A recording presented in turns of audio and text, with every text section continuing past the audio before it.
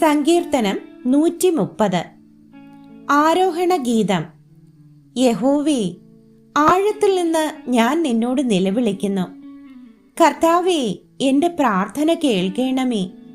നിന്റെ ചെവി എൻ്റെ യാചനകൾക്ക് ശ്രദ്ധിച്ചിരിക്കണമേ. യഹോവേ, നീ അകൃത്യങ്ങളെ ഓർമ്മ വെച്ചാൽ കർത്താവേ, ആർ നിലനിൽക്കും? എങ്കിലും നിന്നെ ഭയപ്പെടുവാൻ തക്കവണ്ണം നിന്റെ പക്കൽ വിമോചനമുണ്ട്.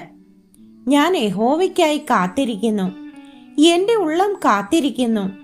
അവൻ്റെ വചനത്തിൽ ഞാൻ പ്രത്യാശ വച്ചിരിക്കുന്നു. ഉഷസ്സിനായി കാത്തിരിക്കുന്നവരേക്കാൾ എൻ്റെ ഉള്ളം യഹോവയ്ക്കായി കാത്തിരിക്കുന്നു.